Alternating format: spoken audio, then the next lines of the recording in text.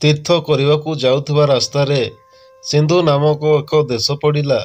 ରାସ୍ତାର ପାଖ ଦେଶରେ ଯମୁନା ନାମକ ଏକ ନଦୀ କୁଳୁ କୁଳୁ ନାଦ କରି ବହି ଯାଉଛି। ଗଙ୍ଗା ଯମୁନା କାଳେ ଦୁଇ ଭଉଣୀ। ଗଙ୍ଗା ନଦୀ ଯେପରି ପବିତ୍ର, ସେହିପରି ଯମୁନା ନଦୀ ମଧ୍ୟ ପବିତ୍ର। ପବିତ୍ର ଯମୁନା ନଦୀର କୂଳେ କୂଳେ ଗଲେ ବହୁତ ଗୁଡ଼ିଏ ତୀର୍ଥସ୍ଥାନ ଦେଖିବାକୁ ପଡ଼େ। ସେହି ଉପଦେଷ୍ଟାଙ୍କର ପଛେ ପଛେ ବଲକରା ନିଜ ମୁଣ୍ଡରେ ଗଣ୍ଠିଲି, କାନ୍ଧରେ କମ୍ବଳ ଆଉ ହସ୍ତରେ ଛତା ଧରି ଢିପେଇ ଢିପେଇ ଚାଲିଥାଏ।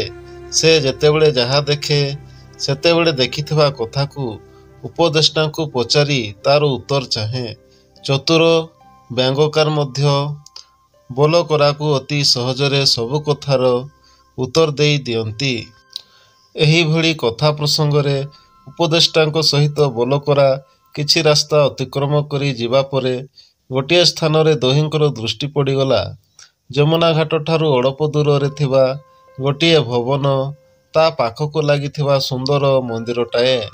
ଯମୁନା ନଦୀର ତୁଠଠାରୁ ମନ୍ଦିର ଯାଏଁ ଗୋଟିଏ ସୁମନୋହର ଫୁଲର ବଗିଚା। ଅବଲକରାକୁ ସେହି ସ୍ଥାନଟି ଖୁବ୍ ଭଲ ଲାଗିବାରୁ ସେ ଦୁଇ ପାଦ ଆଗକୁ ଯାଇ ଦେଖିଲା, ସେ ମନ୍ଦିର ମଧ୍ୟରେ ପୂଜା ପାଉଛନ୍ତି ଗୋଟିଏ ସୁନ୍ଦରୀ ନାରୀର ଶଙ୍ଖ, ମଲମଲ ପଥରର ନାରୀର ମୂର୍ତ୍ତି। ସେହି ମନ୍ଦିର ମଧ୍ୟକୁ ଲୋକମାନେ ଯାଉଛନ୍ତି, ପୁଣି ସେହି ମୂର୍ତ୍ତିକୁ ପୂଜା କରି ଫେରି ଆସୁଛନ୍ତି। ସେଠାରେ ଅଳ୍ପ ସମୟ ଲାଗି ଅବଲକରା ଠିଆ ହୋଇ ରହିଲା। ସେ ସମସ୍ତ ଦୃଶ୍ୟ ଦେଖି ସାରିବା ପରେ ଅନେକଙ୍କୁ ପଚାରିଲା, ଏହି ନାରୀ ରୂପୀ ଦେବୀ କିଏ? ଅବଲକରା ଏହିପରି ଅନେକଙ୍କୁ ସିନା ପଚାରିଲା, ହେଲେ ସେ କାହାଠାରୁ କିଛି ମଧ୍ୟ ଉତ୍ତର ପାଇଲା ନାହିଁ।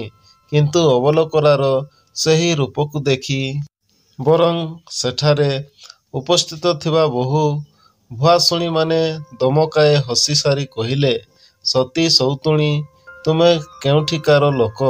ସାମାନ୍ୟ ସ୍ତ୍ରୀମାନଙ୍କ ମୁଖରୁ ଏପରି କଥା ଶୁଣି ବଦରାଗୀ ଅବଲକରା ଭୀଷଣ ରାଗିଗଲା।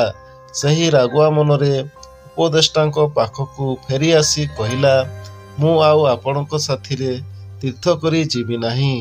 ମୋର ବହୁତ ତୀର୍ଥ ହୋଇଗଲା। ଏଥର ମୁଁ ମୋ ଗାଁକୁ ଚାଲିଲି। ଏହା କହି ଅବଲକରା ଯେତେବେଳେ ତାର ନାଲି ଗାମୁଛା ଖଣ୍ଡିକ ନିଜ ଅଣ୍ଟାରେ ଭିଡ଼ି କରି ତାକୁ ଯିବାକୁ ବାହାରିଲା, ଚତୁର ବ୍ୟଙ୍ଗକାର କହିଲେ, କିରେ କିରେ, ତୋର ପୁଣି କ'ଣ ହୋଇଗଲା?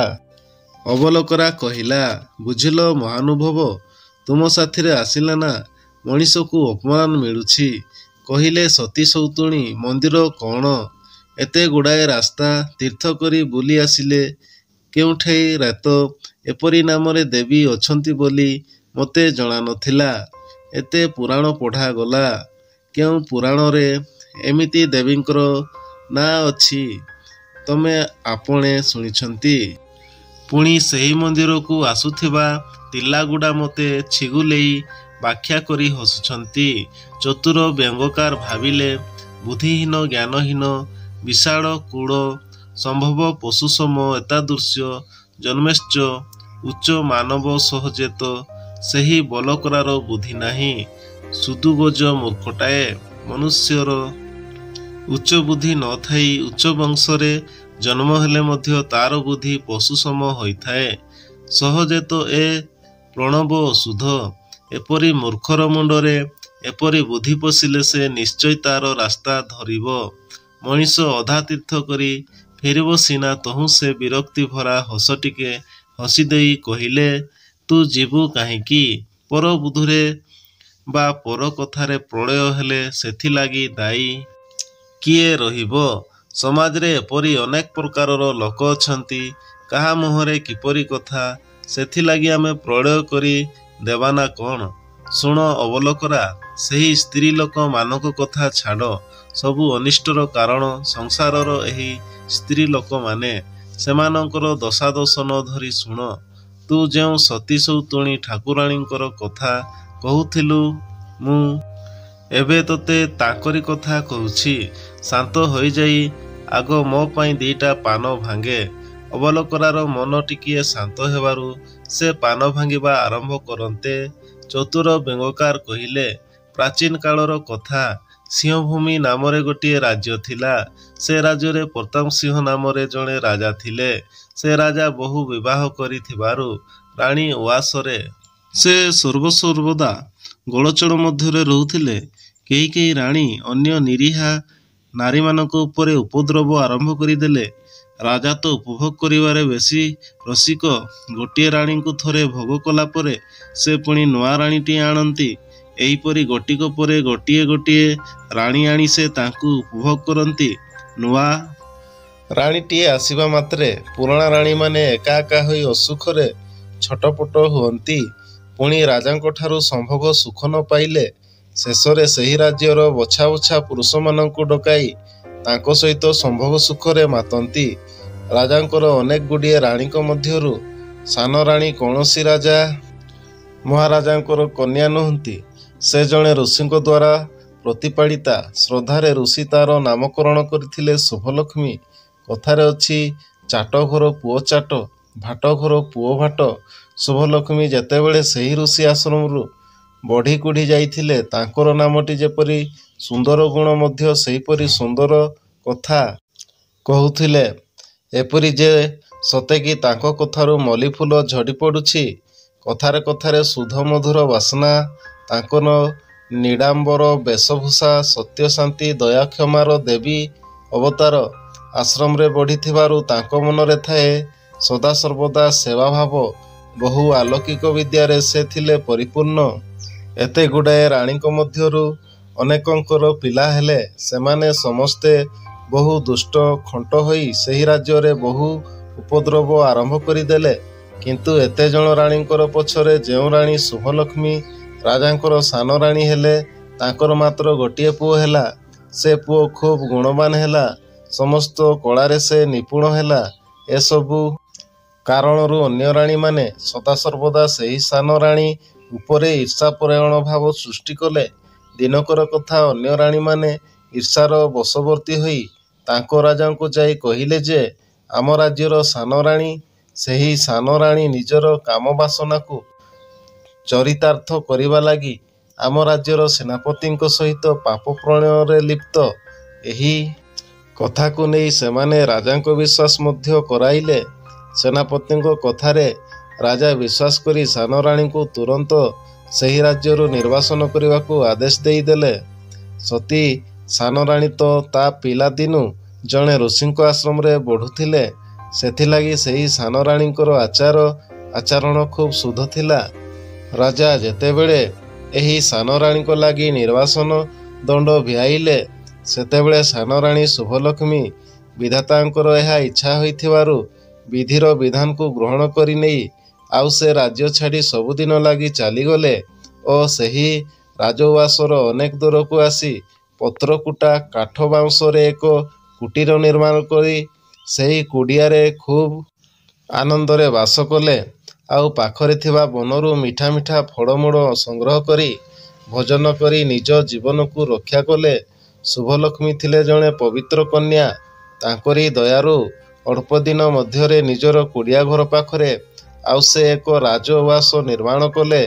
ସେଠାରେ ବହୁତ ଲୋକଙ୍କୁ ଆଣି ସେମାନଙ୍କ ଲାଗି ଘରଦ୍ୱାର କରି ସେମାନଙ୍କୁ ରଖାଇଲେ। ଏହିପରି ସେ ସ୍ଥାନରେ ସାନ ରାଣୀଙ୍କର ଦୟା ଓ କରୁଣାରୁ ସେଠାରେ ଆଉ ଗୋଟିଏ ଖୁବ୍ ସୁନ୍ଦର ଜନବସତି ଗଢ଼ି ଉଠିଲା। ସାନ ରାଣୀଙ୍କର ବାସସ୍ଥାନ ନିକଟରେ ଗୋଟିଏ ସୁବର୍ଣ୍ଣର ଖଣି ଦେଖାଗଲା। ସୁବର୍ଣ୍ଣର ଖଣି ପାଇ ଯିବା ପରେ ସେହି ଧନକୁ ସେହି ସାନ ରାଣୀ ଶୁଭଲକ୍ଷ୍ମୀ ନିଜ ରାଜ୍ୟରେ ବ୍ୟୟ କଲେ। ଏଥିରେ ସମସ୍ତ ପ୍ରଜାପାଟକ ସନ୍ତୁଷ୍ଟ ହେଲେ। ସେହି ଧନରେ ବହୁତ ଗୁଡ଼ିଏ କୋଠା ନିର୍ମାଣ କରିଦେଲେ ଓ ନିଜର ରାଜ୍ୟକୁ ସୁଦୃଢ଼ କରିବାକୁ ଲାଗିଲେ। ଏ ସମ୍ବାଦ ଚାରିଆଡ଼େ ଖେଳିଯିବାରୁ ଅନ୍ୟାନ୍ୟ ଦେଶରୁ ଅନେକ ଶରଣାର୍ଥୀ ଆସି ସେ ରାଜ୍ୟରେ ବାସ କଲେ। ସାନ ରାଣୀ ଶୁଭଲକ୍ଷ୍ମୀଙ୍କର ଗୋଟିଏ ମାତ୍ର ପୁଅ। ସେ ବଡ଼ ହୋଇଯିବାରୁ ସାନ ରାଣୀ ପୁଅ ଗୋବିନ୍ଦ ବଲ୍ଲଭଙ୍କୁ ସେ ରାଜ୍ୟର ରାଜଗାଦିରେ ବସାଇ ଦେଲେ। ଗୋବିନ୍ଦ ବଲ୍ଲଭ ରାଜା ହେବା ପରେ ନିଜ ରାଜ୍ୟରେ ହାତୀ ଘୋଡ଼ାର ପରିମାଣ ବଢ଼ାଇ ଦେଲେ। ନିଜ ରାଜ୍ୟକୁ ଶତ୍ରୁମାନଙ୍କର ଆକ୍ରମଣରୁ ରକ୍ଷା କରିବା ଲାଗି ବହୁ ସୈନିକଙ୍କୁ ନିଯୁକ୍ତି ମଧ୍ୟ ଦେଲେ। ଏହାପରେ ସିଂହଭୂମି ରାଜାଙ୍କର ପାପର ଫଳ ଧୀରେ ଧୀରେ ବଢ଼ିବାକୁ ଲାଗିଲା। ଯେଉଁଠାରେ ପାପର ସ୍ଥାନ ସେଠାରେ ମା ଲକ୍ଷ୍ମୀଙ୍କର ସ୍ଥାନ ଆଦୌ ନଥାଏ। ରାଜା ପ୍ରତାପ ସିଂହଙ୍କ ମନ୍ଦ ସମୟ ଆସିଲାରୁ ରାଜା ବାହାର ଶତ୍ରୁମାନଙ୍କଠାରୁ ଯୁଦ୍ଧରେ ହାରି ପରାଜିତ ହେଲେ। ପୁଅମାନେ ନିଜ ପ୍ରାଣ ଆତଙ୍କରେ ସେ ରାଜ୍ୟ ଛାଡ଼ି ପଳାଇଗଲେ। ଆଉ ପୁଣି ଥିଲେ ସେହି ରାଜା ପ୍ରତାପ ସିଂହଙ୍କ ଅସଂଖ୍ୟ ରାଣୀ। ସେମାନେ ବିଜୟ କରିଥିବା ରାଜାଙ୍କର ଉଆସରେ ପଇଲି ପରି ବାସ କରିବାକୁ ଲାଗିଲେ। ପରାଜିତ ରାଜ୍ୟର ରାଜା ପ୍ରତାପ ସିଂହ ପରାଜିତ ହୋଇ ଅରଣ୍ୟ ମଧ୍ୟରେ ପାଗଳ ପ୍ରାୟ ଲୁଚି ଲୁଚି ବୁଲୁଥିବା ସମୟରେ ଜଗକୁ ଦିନେ ସେ ତାଙ୍କ ସାନ ରାଣୀଙ୍କର ପୁଅ ଯୁବରାଜ ଗୋବିନ୍ଦ ବଲ୍ଲଭଙ୍କ ରାଜ୍ୟରେ ଆସି ପହଞ୍ଚିଲେ ଓ ସେଠାରେ ଆଶ୍ରିତ ଭାବରେ ଜୀବନଯାପନ କଲେ। ଯୁବରାଜ ଗୋବିନ୍ଦ ବଲ୍ଲଭ ତାଙ୍କୁ ନିଜ ରାଜ୍ୟର ମନ୍ତ୍ରୀ ଭାବରେ ନିଯୁକ୍ତି ଦେଇ ସଙ୍ଗେ ସଙ୍ଗେ ନିଜ ମାତା ଶୁଭଲକ୍ଷ୍ମୀଙ୍କୁ ଏ ସମ୍ବାଦ ଦେଲେ। ପୁଅ ତାର ନିଜ ରାଜ୍ୟରେ ଜଣେ ମନ୍ତ୍ରୀକୁ ନିଯୁକ୍ତି ଦେଇଥିବା ଜାଣି ସେହି ମନ୍ତ୍ରୀକୁ ଦେଖିବା ଉତ୍କଣ୍ଠାରେ ନିଜର ପଇଲି ପରିଚାରୀଙ୍କୁ ଧରି ରାଜସଭାକୁ ଆସିଲେ। ରାଜସଭାରେ ନିଜର ସ୍ୱାମୀ ରାଜା ପ୍ରତାପ ସିଂହଙ୍କୁ ମନ୍ତ୍ରୀ ରୂପରେ ଦେଖି ରାଣୀ ଶୁଭଲକ୍ଷ୍ମୀ ଖୁବ୍ କାନ୍ଦିଲେ। ତାପରେ ସେ ନିଜର ସ୍ୱାମୀଙ୍କୁ ପ୍ରଣାମ କରି ପୁଅକୁ କହିଲେ, ଆରେ ପୁଅ ଗୋବିନ୍ଦ, ତୁ ଏପରି ଗୋଟେ ଭୁଲ କରିଦେଲୁ। ତୋର ଜନ୍ମଦାତା ପିତା ରାଜା ପ୍ରତାପ ସିଂହଙ୍କୁ ତୁ ନିଜେ ରାଜା ହୋଇ ତାଙ୍କୁ ମନ୍ତ୍ରୀ ପଦରେ ନିଯୁକ୍ତି ଦେଲୁ। ତୁ ତୋର ପିତାଙ୍କୁ ଚିହ୍ନି ପାରିଲୁ ନାହିଁ। ଆରେ ପୁଅ, ତୁ ସିଂହାସନରୁ ଆଗ ଉଠି ଆସି ପିତାଙ୍କୁ ତୋର ପ୍ରଣାମ କର। ଅଜାଣରେ ହେଉ ବା ଜାଣିବାରେ ହେଉ, ତୋର ପିତାଙ୍କ ନିକଟରେ ଯେଉଁ ଭୁଲ ତୁ କରିଛୁ, ସେ ଭୁଲ ପାଇଁ ତାଙ୍କ ପାଦ ତଳେ ପଡ଼ି ତୁ ତାଙ୍କଠାରୁ କ୍ଷମା ଭିକ୍ଷା କର। ଗୋବିନ୍ଦ ବଲ୍ଲଭ ନିଜ ପିତାଙ୍କ ପାଖରେ ଯାଇ କ୍ଷମା ମାଗିବାରୁ ବୁଢ଼ା ରାଜା ନିଜ ପୁଅକୁ କୋଳକୁ ନେଇ ଖୁବ୍ ଆନନ୍ଦ ହୋଇ କାନ୍ଦି ପକାଇଲେ। ଆଉ ମଧ୍ୟ କହିଲେ, ମୁଁ ଧନ୍ୟ ହୋଇଗଲି। ସାଗର ମନ୍ଥନରୁ ଶେଷରେ ମୋତେ ଅମୃତ ତୁଲ୍ୟ ଗୁଣଜ୍ଞ ପୁଅ ମିଳିଗଲା। ସେ ତାର ନୂଆ ରାଜ୍ୟର ରାଜା। ଆଜିଠାରୁ ମୁଁ ତାର ପରାମର୍ଶଦାତା ଭାବରେ ରହିଲି। ସ୍ୱାମୀଙ୍କୁ ପାଇ ରାଣୀ ଖୁବ୍ କାନ୍ଦିଲେ। ତାଙ୍କର ପାଦ ଧରି ଅନୁରୋଧ କଲେ, ଆପଣ ଏହି ରାଜ ସିଂହାସନରେ ମୁକୁଟ ପିନ୍ଧି ରାଜା ହୁଅନ୍ତୁ। ମୁଁ ସତୀ, ତୁମେ ଅନ୍ୟ ରାଣୀମାନଙ୍କର କୁମନ୍ତ୍ରଣାରେ ପଡ଼ି ସିନା ମୋତେ ନିର୍ବାସନ କରିଦେଲ। ସତୀ ମାତାଙ୍କର ସୁପ୍ରଭାବରେ ପୁଅ ତୁମର ଆଜି ଏ ରାଜଗାଦିରେ ବସିଛି। ରାଜା ସାନ ରାଣୀ ଶୁଭଲକ୍ଷ୍ମୀଙ୍କର ଆଖିରୁ ଲୁହ ପୋଛି ଦେଇ ତାଙ୍କୁ କୋଳେଇ ନେଲେ। ସ୍ୱାମୀ ସ୍ତ୍ରୀ ଆଶ୍ରମତୁଲ୍ୟ ସ୍ୱଭାବ ନେଇ ସେହି ରାଜ୍ୟରେ କିଛି ଦିନ ରହିବା ପରେ ଉଭୟଙ୍କର ସେହିଠାରେ ହିଁ ସ୍ୱର୍ଗପ୍ରାପ୍ତି ହେଲା। ପୁତ୍ର ନିଜ ମାତାଙ୍କର ସ୍ମୃତି ନିମନ୍ତେ ସେହିଠାରେ ଗୋଟିଏ ମନ୍ଦିର ତୋଳାଇ ମାଙ୍କର ପ୍ରତିମୂର୍ତ୍ତି ସ୍ଥାପନ କଲେ। ସେହିଦିନୁ ସେ ମନ୍ଦିରର ନାମ ହେଲା ସତୀ ସୌତୁଣୀ ମନ୍ଦିର।